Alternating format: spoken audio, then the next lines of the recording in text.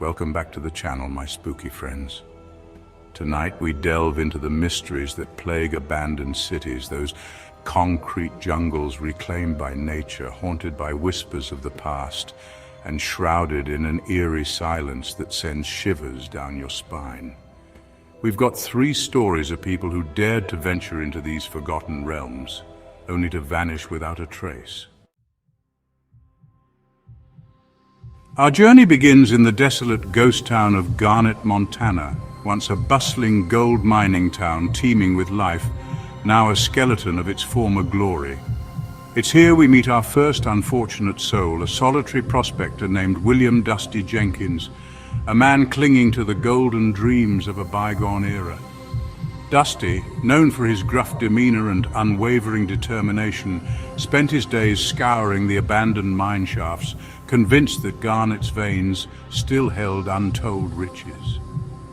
On a crisp autumn morning, Dusty set out for his usual diggings, the abandoned Black Heart Mine, a place whispered to be cursed by miners long gone. He carried with him his trusty pickaxe, a flickering oil lamp, and a heart filled with hope and a touch of desperation. As the sun began its descent, the townsfolk noticed something peculiar. Dusty hadn't returned. Now, disappearing into the wilderness wasn't entirely unheard of, especially for a solitary soul like Dusty. But there was an unsettling silence that hung over his absence, a heaviness that settled in the air. A search party was assembled, their lanterns bobbing through the darkness as they scoured the mine and the surrounding woods.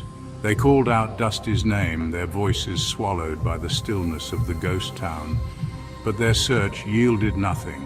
No sign of a struggle, no abandoned tools, no trace of the grizzled prospector. Days turned into weeks, and the hope of finding Dusty dwindled with each passing hour.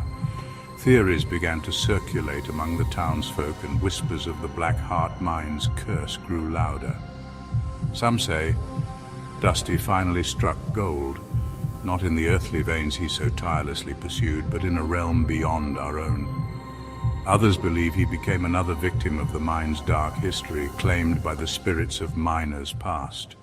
But the truth, much like Dusty Jenkins himself, vanished into thin air, leaving behind an unsettling mystery and a town forever marked by the shadow of the unknown. The once familiar creaks of abandoned buildings seemed to amplify the emptiness, the wind whistling through the broken windows, carrying whispers of forgotten tragedies.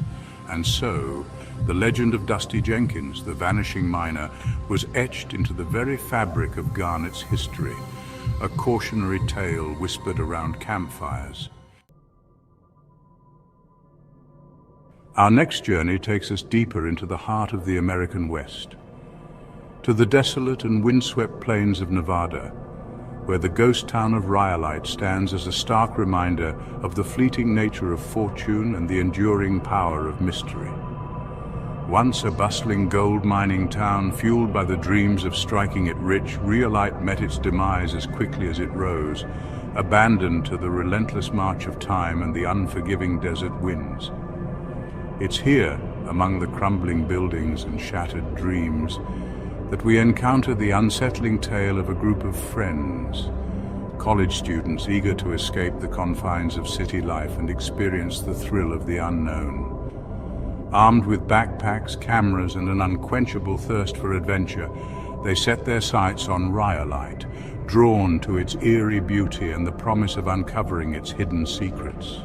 The group, consisting of 4 friends, Mark, the level-headed leader, Emily, the curious photographer, Chris, the skeptical one, and Jessica, the adventurous spirit, arrived in Rhyolite on a sweltering summer afternoon. The sun beat down on their backs as they explored the abandoned buildings, their laughter echoing through the empty streets. They snapped photos of the crumbling structures, their cameras capturing the eerie beauty of a town frozen in time. As dusk settled over Rhyolite, casting long shadows and painting the sky in hues of purple and orange, the group decided to set up camp on the outskirts of town. They huddled around a crackling campfire, sharing stories and laughter, their youthful energy a stark contrast to the desolate silence that surrounded them. But as the fire died down and the stars emerged in the night sky, a sense of unease began to creep in.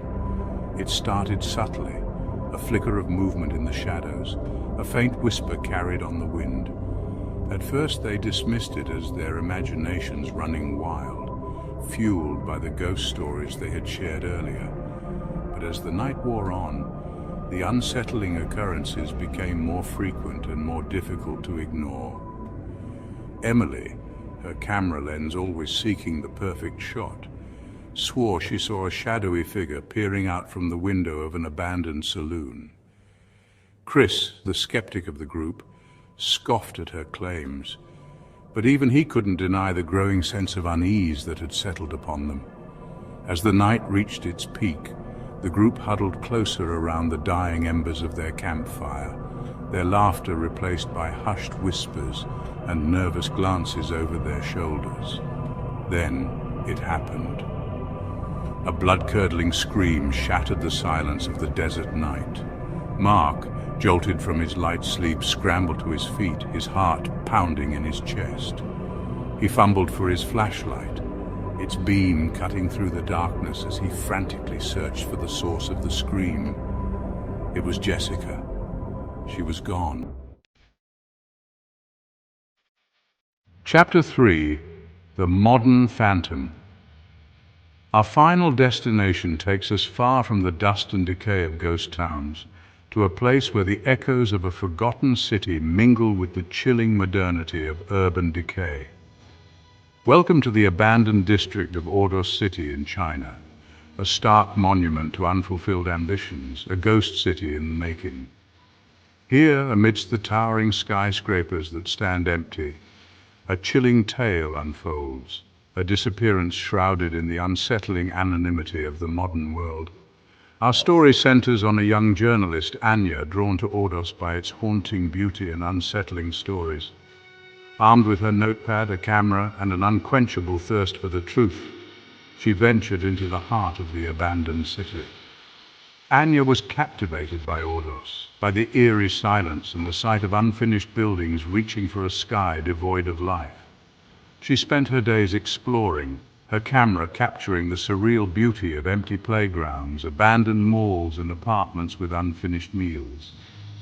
Anya, in her pursuit of understanding Ordos's story, stumbled upon whispers of disappearances, not just stories of people vanishing during its construction boom, but recent unexplained cases.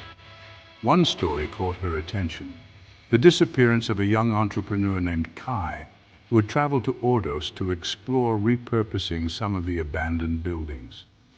He was a dreamer, someone who saw potential in the forgotten, and Anya felt a kinship with his spirit. Kai had documented his journey on social media, his photos and videos painting a haunting portrait of Ordos's desolate beauty. In his final video, posted just days before his disappearance, he stood on the rooftop of an abandoned skyscraper, the wind whipping through his hair as he spoke directly to the camera. "This city," he said, his voice filled with a mix of awe and unease, "it's like a blank canvas. It's a place where the past and the future collide. But there's something else here, something I can't quite explain. A presence, maybe. It's like the city itself doesn't want to be found." Those were his final words. The video cut out abruptly, leaving viewers with a chilling sense of foreboding. Anya, her reporter's instincts kicking in, felt a knot of dread form in her stomach. She decided to retrace Kai's footsteps, using his social media posts as her guide.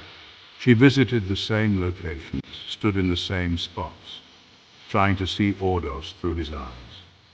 As she delved deeper into her investigation, she couldn't shake off the feeling that she was being watched, that unseen eyes followed her every move. The silence of the city, once peaceful, now felt oppressive, filled with unseen presences. She began to experience strange occurrences, objects moving on their own, fleeting shadows at the edge of her vision, whispers carried on the wind that seemed to utter her name. There you have it, folks.